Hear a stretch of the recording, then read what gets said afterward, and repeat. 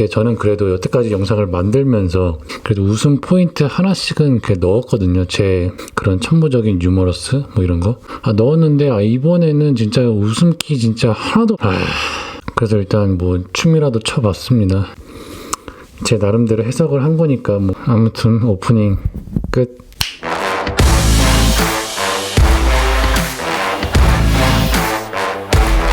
자, 일단 영상에 스포가 포함되어 있습니다. 영화 보시고 난 다음에 이 영상을 봐주시기 바랍니다. 요즘에 볼 영화가 너무 많아서 참 좋은 것 같아요. 어제 이제 기생충을 보고 왔는데 전반적으로 이해는 잘 갔어요. 워낙에 본 감독님이 스토리로 이제 치밀하게 이제 풀어내시는 분이라. 근데 딱 한 부분 의아해했던 의문이 있었던 부분이 있었는데 이제 기우가 낙골당에서 왜 기정이의 사진을 보면 웃었을까? 이제 집에 오면서 그런 의문이 들더라고요. 그래서 곰곰이 생각을 해봤는데 이게 이제 이거를 왜 그런지 이해하려면 캐릭터의 성향을 좀 나눠야 될 것 같아요. 제가 생각하기에는 기택, 기우, 그리고 이제 기정 으로 나뉩니다. 그러니까 어느 씬에서 이걸 생각하게 됐냐면 이성균, 조효정이 아들 생일이어서 가족 휴가를 떠나잖아요. 이때 집에 아무도 없었는데 송강호 가족들이 모두 이제 그 집에 모여서 술판을 벌입니다. 이때 대화가 이렇습니다. 기택이 이런 말을 해요. 그 잘린 운전기사 뭐 다른 일 구했겠지, 괜찮겠지 뭐 이렇게 걱정을 합니다. 여기서 기우는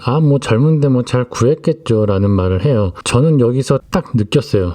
이 사람들 인지 부조화인 사람들이다. 자기들이 쓰레기 짓을 해서 이익을 취했는데 이익은 이익대로 취하고 내적으로 걱정함으로 인해서 도덕적인 것까지 가져가는 거죠. 그러니까 무슨 말인지 알겠죠? 쓰레기 짓을 했는데 쓰레기 짓을 인정하고 자기가 이기적인 짓을 한 사람이라고 인지를 하는 게 아니라 자기들의 쓰레기 짓으로 잘려 나간 사람을 걱정함으로써 자기 자신은 도덕적인 사람이라고 생각을 하게 되면서 자기는 좋은 사람이라고 생각을 하게 되는 거예요. 착각을 하는 거죠. 이런 대화가 오가자 기정이 이런 대사를 합니다. 씨발 우리는 우리 살 길만 생각하면 된다고. 자, 언뜻 보면 기정이가 이기적인 사람이라고 보이죠. 기택이랑 기우는 잘린 사람 걱정을 하고 있는데 기정이는 우리 살 길만 생각하면 된대요. 기택이랑 기우는 이제 좋은 사람으로 보이고 기정이는 이기적이고 나쁜 사람으로 보이나요? 자, 그 결과를 만들어낸 게 누군데? 이 당사자들이잖아요. 이 가족이잖아요. 그 사람들을 철저하게 계획을 통해서 자른 게 이 가족들이라고. 자, 곰곰이 생각을 해봐요. 이게 되게 소름 끼치는 게 뭐냐면 기택이랑 기우는 예를 들어 쉽게 표현을 해서 상대방의 팔을 자른 다음에 어머 아프겠다 뭐 이렇게 걱정을 하고 있는 거라고요. 지들이 자른 다음에 아프지 않아요? 뭐 이렇게 이런 소시오패스 소리를 하고 있는 거라고. 기정이는 상대방 팔을 잘라버린 다음에 그래 난 널 증오하니까 내가 쓰레기니까 네 팔을 자른다 라는 걸 알고 있어요. 기택이랑 기우는 이익은 이익대로 취하고 내적으로 도덕적인 것도 챙깁니다. 그리고 본인이 선인 줄 알아요. 기정은 이익은 이익대로 취하고 자기의 행동이 악인 걸 압니다. 악. 기택이랑 기우는 인지 부조화인 사람들이고 기정은 인지가 일치하는 인지조화인 사람이에요. 다시 말해서 기택과 기우는 허구의 세계를, 허구의 자신을 진실이라고 믿는 리플리 증후군이에요. 리플리 증후군이라는 건 저거예요. 허구의 세상을, 허구의 자기가 그런 거짓말을 진짜라고 믿는 사람들. 실제로 이제 리플리 증후군인 사람을 좀 진지하게 좀 많이 겪어봤거든요. 진짜 정신병 걸릴 것 같은데 나는 술을 이렇게 마시라고 강요하는 사람이 아니야. 그렇게 막 억지로 막 술을 권하거나 막 이런 건 난 이해가 안 가더라고. 야, 너 왜 잔 안 비웠냐? 원샷. 야, 여기 있는 사람들 다 원샷 하는데 너는 원샷 안 해? 자기는 술 권하지 않는 인격적으로 좋은 사람인 줄 알고 있어요. 그러니까 말과 행동 중에 자신의 행동은 인지를 못하고 자기가 하는 말이 자기 자신인 줄 알고 있어요. 말뿐인 사람들 있잖아요. 야, 내가 돈이 많았으면 어려운 사람들한테 엄청 막 이렇게 기부를 했을 거야. 자기가 뭐 한 건 없는데 그 말을 한순간 자기는 이미 그걸 한 사람인 거예요. 그리고 자기 자신은 엄청 도덕적이고 인격적으로 대단한 사람이라고 착각을 하고 있습니다. 그런 걸 말하면서 이미 자기는 몇백억 기부를 한 것처럼 지금 막 심취를 하고 있어요. 그리고 별거 아닌 거 하나 한 다음에 생색 더럽게 내고 자, 리플리 증후군, 말뿐인 사람, 말만 휘황찬란한 정신병인 사람들, 만약 뭐뭐라면 이런 가정문, 이프문을 겁나 쓰면서 그게 현실인 줄 알고 믿고 있는 정신병이 있는 사람들, 이게 기택과 기후 충숙이에요. 소름이 끼쳐요. 기택, 기후 충숙이 리플리 증후군인 이유, 그리고 기정이만 아닌 이유는 여러 시즌에서 또 이제 확인해 볼 수가 있습니다. 기정이가 리플리 증후군이 아닌 이유는 이제 앞서 말한 시즌에서 이제 명확하게 드러났고, 그리고 그 장면도 제가 굉장히 인상 깊게 봤는데, 그 집에 물난리 막 났을 때요. 그 기정이가 똥물 넘치는 그 변기를 눌러서 그 위에 앉아서 체념한 듯 담배를 피잖아요. 그 씬이 저는 굉장히 인상 깊었어요. 저는 거기서 기정이라는 그 인물이 보였어요. 내 현실이고 인정하고 인지하고 있다는 거. 그게 그 씬에서 딱 드러나더라고요. 그리고 이제 기정이를 제외한 다른 가족들에게서 리플리 증후군이 나타나는 부분은 그 기우가 이제 물난리가 막 났을 때 부와 명예를 준다는 그 돌을 가지고 나오죠. 이거는 기우가 꿈을 꾸는 사람이라는 걸 의미하는 게 아니에요. 지금 현실을 직시하지 못하고 인정하지 못하고 그냥 계획 없는 허황을 쫓는 걸 의미합니다. 그 돌을 품으면서 난 이런 목표가 있고 꿈이 있어. 그 꿈을 이룰 거야. 각오를 다졌나요? 아니죠. 돌로 이제 사람 죽일 생각을 했죠. 그리고 기우는 학력을 위조했는데 근데 당당해요. 아버지한테 이렇게 말합니다. 어차피 내년에 가게 될 대학이니까 위조라고 나는 생각하지 않는다. 그냥 조금 빨리 받았을 뿐이다. 그런 허황된 모습을 보고 기택은 이제 그래 자랑스럽다. 네가 계획이 있구나. 라고 생각을 합니다. 기우는 허황된 세계를 이미 믿고 있고 아버지 기택 또한 그 허황된 세계로 가리란 걸 믿고 있어요. 근본도 없이 믿고 있어요. 처음에는 그냥 블랙 코미디로 이제 흘러가서 이 장면에서 웃었는데 근데 영화를 끝까지 다 보고 난 다음에 다시 이 장면을 생각을 해보니까 소름이 돋더라고요. 농담으로 하는 장면이 아니더라고요. 이제 또 저런 씬이 있죠. 기우는 내가 만약 또 가정문이죠.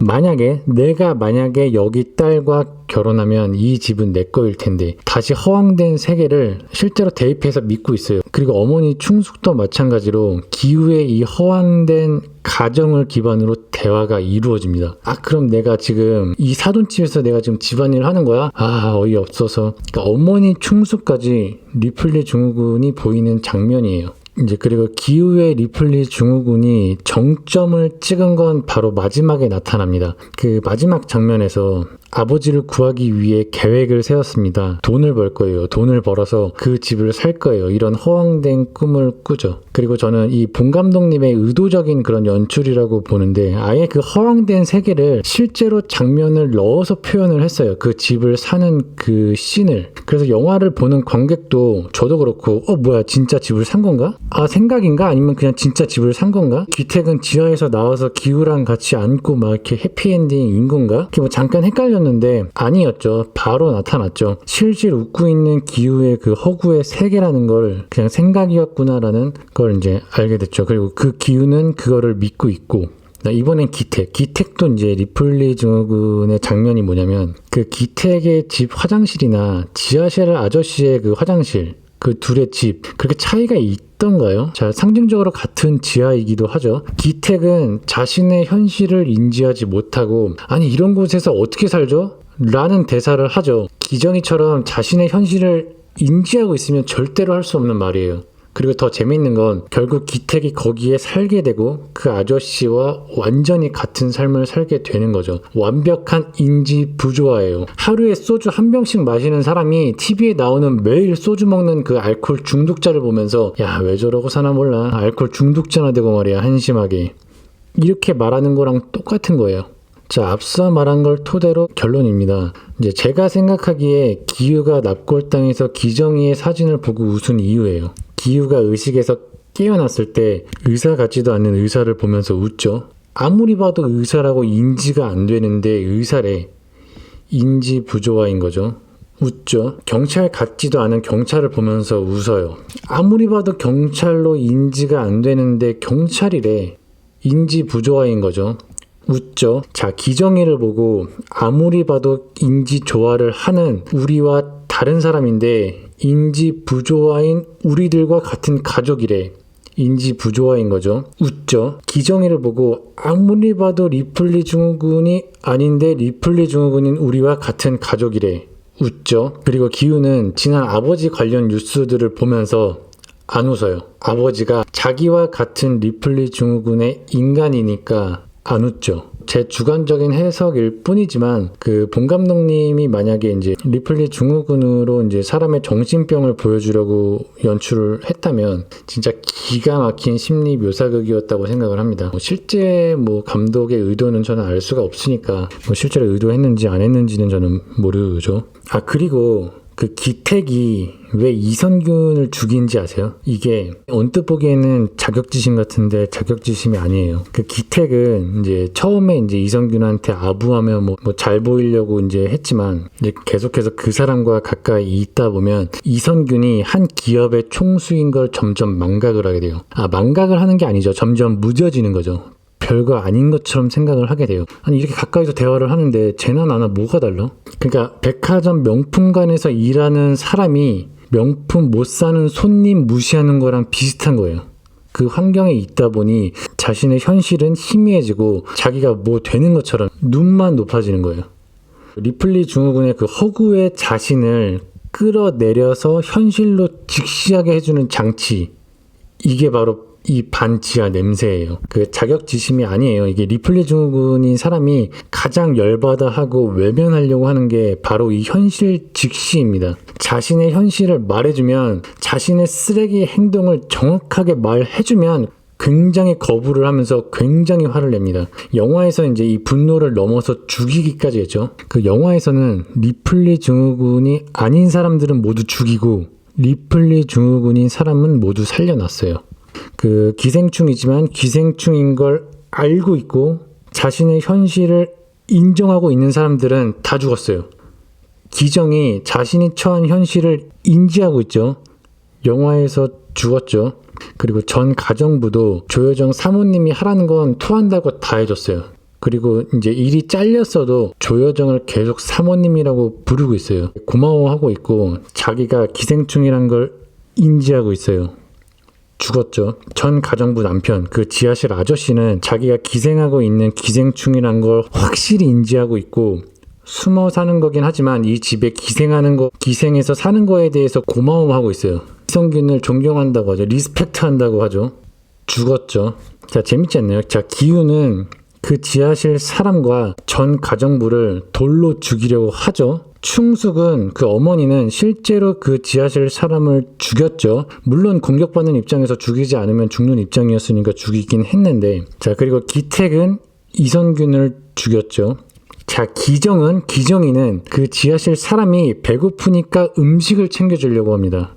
그것도 이제 고기 덩어리 하나 더 챙겨서 지하실로 이제 가져다 주려고 해요. 기우와 기택은 인지 부조화인 사람이기 때문에 그 지하실 사람들이나 그 자기들이나 똑같은 기생충인 걸 인지하지 못하고, 그 기정이는 인지 조화인 사람이기 때문에 그 지하실 사람들이나 자기들이나 똑같은 기생충인 걸 아는 것 같았어요. 행동에서 벌써 이제 드러나잖아요. 기우는 또 이제 그 기정이를 그 재벌들의 환경과 어울린다고 생각을 하고 있어요. 그 욕조에서 기정이가 목욕을 할 때 마치 처음부터 이 집에 살던 사람 같다라는 말을 하잖아요. 그 기택이 진짜 소름 끼치는 게 뭐냐면, 그 생일 케이크 장면에서 딸 기정이가 이제 칼에 맞고 이선균 아들이 기절을 했잖아요. 이제 그 순간 고민해야 하는 건 이선균의 아들을 위해서 병원으로 갈 것인가, 아니면 정체 다 탄로나건 뭐건 사장이건 뭐건 간에 딸 기정이를 빨리 병원으로 옮겨서 살릴 것인가가 아니라, 그걸 고민하는 게 아니라 그 순간에 기정이의 그 지혈을 제대로 해주는 게 아니라 처음부터 끝까지 오로지 이선균의 반응에 집중을 했다는 거예요. 눈 부릅뜨고 쳐다보면서 냄새 난다고 코 막자마자 이선균을 죽였죠. 딸이 죽어가는 그 현실조차 보이지 않고 허구 속에 존재했던 그 분노가 행동으로 옮겨진 거죠. 이제 그 일이 지나고 기택은 말하죠. 그게 현실이었는지 어떤 거였는지조차 모르게 일어났다고. 그 이선균은 선을 지키지 않는 사람은 엄청 싫어하기 때문에 본인도 막 선을 안 넘어요. 그 기택 앞에서는 냄새 난다고 말한 적이 한 번도 없어요. 맞나? 제가 기억하기로는 그래요. 근데 기택이 자기한테 이제 냄새 난다라는 걸 알게 된 거는 이제 다 엿들어서 알게 된 거죠. 맨 처음 이선균의 아들이 이제 말했을 때 그때 인지를 하긴 했지만 말이 좀 어렵죠.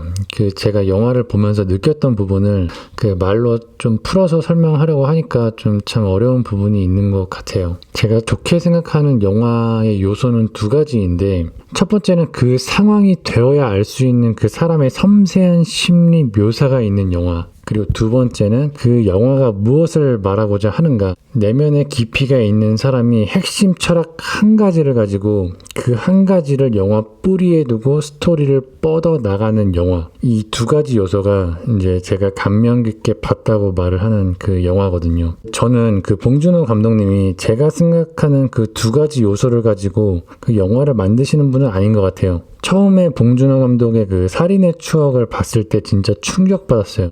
제가 생각하는 이 두 가지 요소가 없었는데도 뭐랄까 스토리와 연출의 정점을 보여준 그런 영화였거든요. 진짜 버릴 장면이 하나도 없어요. 봉준호 감독님의 영화는 스토리를 이렇게 압축해서 만든 느낌이에요. 영화가 진짜 꽉 차 있어. 영화를 보면은 진짜 영화를 본 느낌이 나요. 아, 내가 영화를 봤구나. 진짜 대단한 게 뭐냐면 봉준호 감독의 영화를 보면 항상 오케스트라 같이 정점을 딱 치는 부분이 있어요. 영상으로 연출을 이용해서 정점을 쳐요. 영화 마더에서도 보면 장례식장이었나? 김혜자가 막 옥상에서 막 싸움이 일어나서 마지막에 할머니가 막걸리 원샷 때리고 하는 장면 있잖아요. 장면도 진짜 연출이 진짜 감탄을 했어요. 기생충에서도 그런 오케스트라 같은 그런 정점 치는 부분이 영화 중간에 있었는데 아무튼 이거는 예술가예요, 예술가. 봉준호 감독님이 어떤 사람인지 어떤 성향인지 뭔지는 몰라도 우리나라 연출자로서는 진짜 정점에 있는 분 같아요. 그래서 살인의 추억 보고 난 다음에 이 사람이 우리나라 역대 관객수 1위인 감독이었으면 좋겠다라고 생각을 했는데 괴물로 한번 찍었죠. 그때 참 기분이 좋았는데 그리고 이제 다른 걸로 역전이 되긴 했지만 아무튼 다음에는 이제 칸 영화제에서 황금 종려상도 받고 참 축하를 드립니다.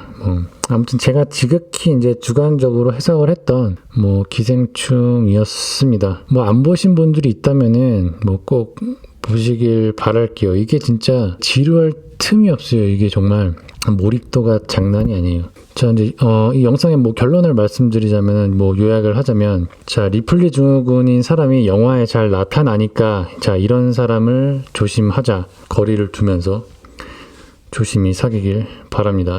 네, 오늘 하루도 좋은 하루 되시길 바랍니다. 안녕.